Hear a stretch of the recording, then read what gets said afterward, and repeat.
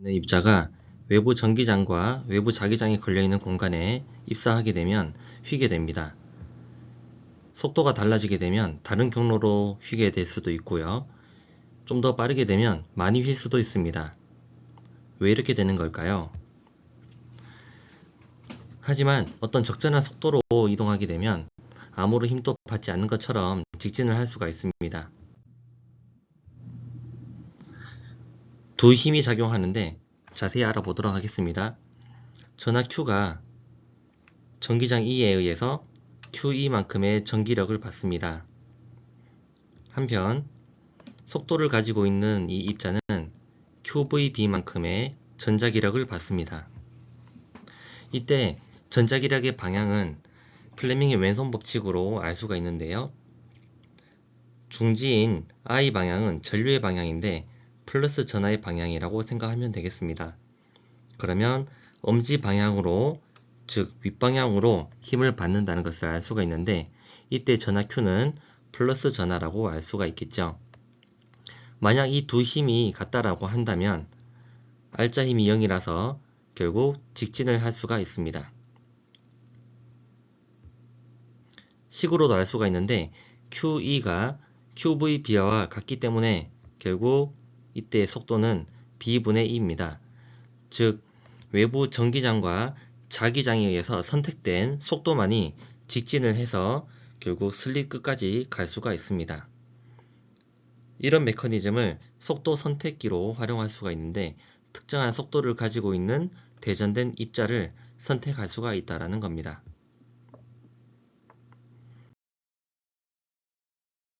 그럼 선택된 속도를 가지고 두 번째 공간인 질량 분석기로 입사를 했다고 합시다. 그러면 역시 QVB의 힘을 받습니다. 이때 힘은 F로 플레밍의 왼손 법칙으로 엄지손가락 방향으로 힘을 받습니다. 그래서 결국 영상과 같이 원의 궤도를 그릴 수가 있는데요. 이동하고 있었던 방향과 수직 방향으로 힘을 받기 때문에 계속 원호를 그릴 수가 있습니다. 지금 계속 올라가고 있는 것처럼 보이지만 실제로는 원의 중심을 향하는 구심력을 받기 때문에 결국 이 입자는 원 궤도를 움직일 수 있습니다. 자, 그러면 방금 봤었던 속도 선택기와 질량 분석기에 대한 내용을 토대로 해서 물리 면접을 대비해 보도록 하겠습니다. 이 문제는 전자기력과 그리고 속도 선택기와 질량 분석기에 대한 내용입니다. 구독과 좋아요 큰 힘이 됩니다. 문제를 살펴보도록 하겠습니다. 지면에서 나오는 방향입니다. 이때 G자는 종이 G자를 말하는데요. 여러분 이 화면을 종이라고 생각하면 나오는 방향의 자기장이 흐르고 있다는 것을 알 수가 있고요. 자, 어떤 속도 V를 가지고 질량이 M이고 그리고 전하가 Q인 입자가 Y 방향으로 가고 있습니다. 문제는 총 4가지인데요. 1-1번부터 살펴보도록 하겠습니다.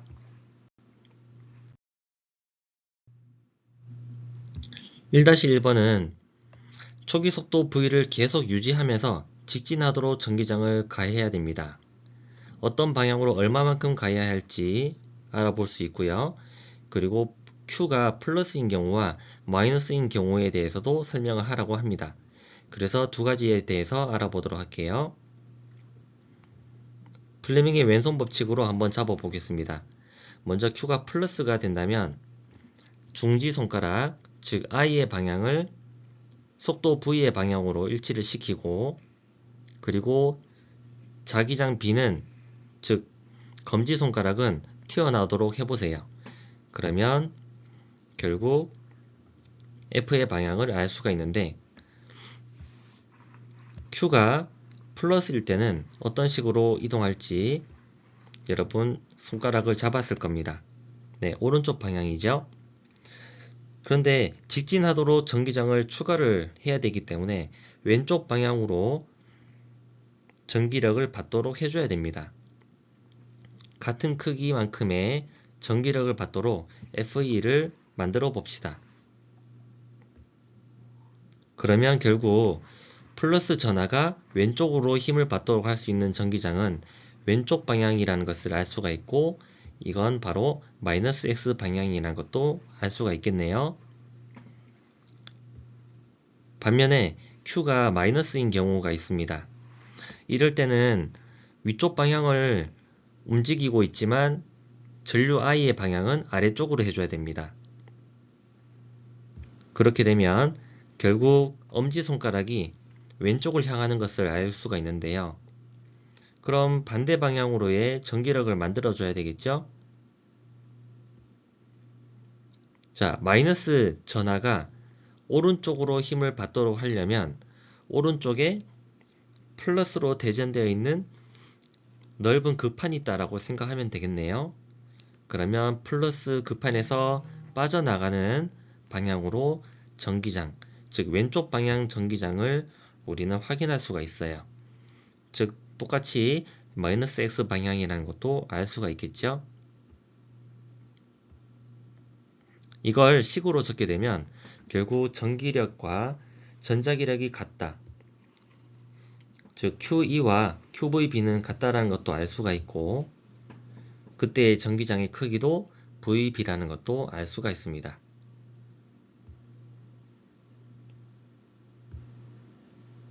자, 직진하도록 전기장을 만들었습니다. 이건 속도 선택기일까요? 질량 분석기일까요? 네, 직진하도록 만들었기 때문에 결국 선택된 속도만 직진할 수가 있습니다. 그래서 이 개념은 속도 선택기에 대한 내용입니다. 1-2번 또 풀어보도록 할게요. 플러스 전하입니다. 그리고 바닥에서 충돌을 하고 X축 방향으로 이동을 하게 된다라고 했는데, 그때 이동한 거리 L1 그리고 걸린 시간 T1을 구해봅시다. 그리고 속도를 2배로 하고 질량도 2배로 했을 때는 어떻게 변하는지 식으로 정리를 해봐야 되겠네요. 자, 플러스 전하는 오른쪽으로 힘을 받는다는 것을 아까 전에 이야기했지요. 그래서 결국 원 궤도를 그리게 됩니다. 위에 있는 위치에서도 아래쪽 방향으로, 즉 9의 중심을 향하는 구심력을 받게 됩니다. 즉 전자기력이 구심력 역할을 하고 그게 원 궤도를 만들도록 해줍니다. 이걸 식으로 쓰게 되면 QVB만큼의 전자기력이 구심력, 즉 mr분의 v제곱의 역할을 해줍니다. 이걸 정리를 하게 되면 R에 대해서 알 수가 있는데요. QB분의 mv네요. 도착하는 위치 L1은 반지름의 2배만큼에 해당합니다. 그렇기 때문에 R을 대입을 해주면 L1 값을 얻을 수가 있습니다. 반면 도착하는 시간을 보면 전체 원궤도, 즉 한 주기의 반입니다. 반원을 그렸으니까요. 그래서 T1은 2분의 T, 한 주기의 반이고, 그리고 주기는 전체 둘레를 어떤 속도 V로 이동했을 때까지 걸린 시간이기 때문에 결국 2와 2는 약분이 되면 V분의 파이R인 것을 알 수가 있습니다. 자, L1과 T1을 구했고요.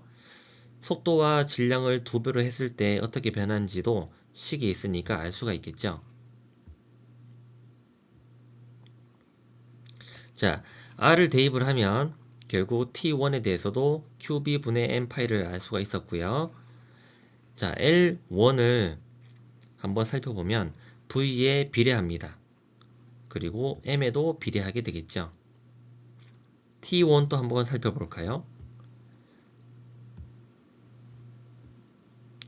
V가 2배가 되면 V향이 없기 때문에 T1을 일정합니다. 즉 속도가 빠르게 간다 해도 도착하는 시간은 같다라는 겁니다. 하지만 질량이 2배가 되면 질량의 비례를 하죠. 그래서 t1은 2배가 됩니다. 자, 오른쪽 화면에 질량 분석기의 역할을 한다라고 했는데요. 자, 질량이 달라지면 도착하는 지점이 달라집니다. 그렇기 때문에 어떤 질량을 가지고 있었는지를 알 수가 있습니다. 같은 속도로 왔다고 해도 질량에 따라서 다른 지점에 도착을 하기 때문이죠. 자, 네번 박스를 보면 V가 2배가 되었을 때 시간은 일정하다. 자, 요거는 잘 기억을 해두세요. 다음 문제 풀 때 참고를 해보도록 하겠습니다. 속도가 달라져도 도착하는 시간은 같다.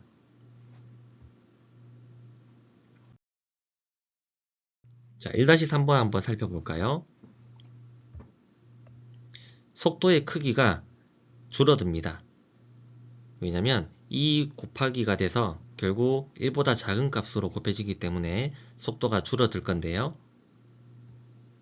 n번 충돌을 합니다. 결국 처음에는 큰 궤도의 원궤도를 그렸지만 점점 작은 원궤도를 그리면서 통통통통 튀게 되겠죠. 이동한 거리와 시간을 구하시오. 그리고 무한히 충돌했을 때 언젠가 멈추게 될 건데요. 그때 극한값을 구하라는 겁니다. 이걸 이에 대한 그래프로도 알아봅시다. 자, 아까 전에 1-2번 문제에서 속도가 달라진다 해도 t가 일정하다는 것을 알 수가 있었어요. 그래서 n번 충돌을 하게 되면 nt1만큼의 시간이 걸리겠죠. 그래서 t1 아까 전에 구했던 값 qb분의 m파이를 집어넣으면 정답을 알 수가 있습니다. L1은 qb분의 2mv였는데요. 속도가 달라지면 도착하는 지점도 달라진다 했죠. 그래서 v가 만약에 2v만큼, 즉 한 번 충돌 이후에 가지게 된 속도 2v로 이동하게 된다면 두 번째 도달하는 지점은 qb분의 mv, 2mv하고 그리고 이가 곱해진 값이 나옵니다. 두 번 충돌하고 난 뒤에는 2제곱 v가 속도가 되어서 또 진행을 하게 되겠죠. 이런 식으로 계속 진행이 되게 되면 L4까지는 결국 QB분의 2MV에 2의 3승까지를 전부 다 더해야 됩니다. 자, n번 충돌했다고 하고 다 더하게 되면 결국 등비수열의 공비가 2가 된 그런 합이 되겠죠. 등비수열의 합공식을 쓰면 결국 다음과 같이 식을 얻을 수가 있고요. 그러면 n번 충돌할 때까지 x축 방향으로 이동한 거리를 알 수가 있겠네요. 만약에 n이 한없이 커진다고 하면 n을 무한대로 한번 보내볼까요?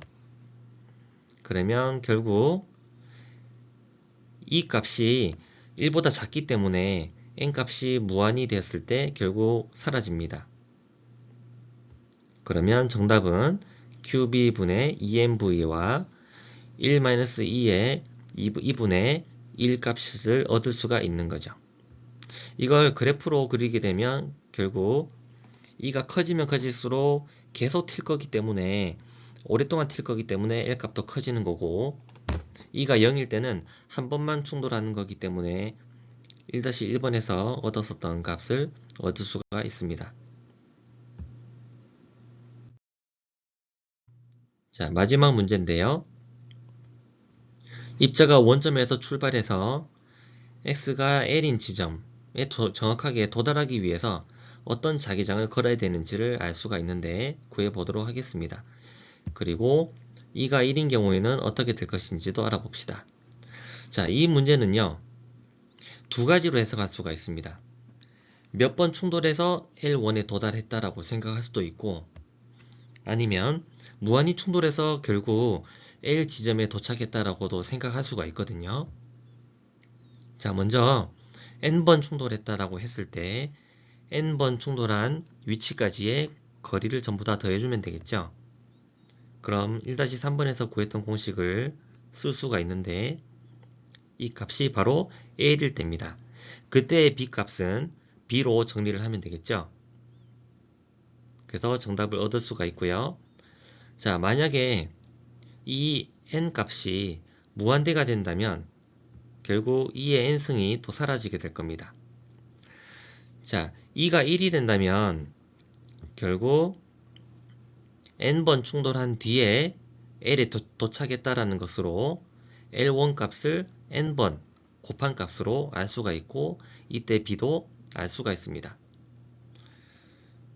자, 무한대가 되면 결국 2의 n승이 사라지게 되고 2의 n승이 전체가 사라집니다. 그러면 결국 1-3번에서 봤었던 꼴의 식을 얻을 수가 있고요. 1-4번에서는 자기장의 조건을 구하시오라고 했기 때문에 결국 B 값을 얻을 수가 있네요. 만약에 2가 1이 된다면 무한히 튀게 되겠죠. 그러면 식에다가 2에 1을 한번 넣어 보세요. 그러면 분모가 0이 되기 때문에 결국 자기장은 무한대가 됩니다. 자, 1-1번부터 4번까지 풀어봤는데요. 속도 선택기와 질량 분석기에 대한 영상이 따로 있기 때문에 자세하게 한번 보고 싶으면 참고해 보길 바랍니다.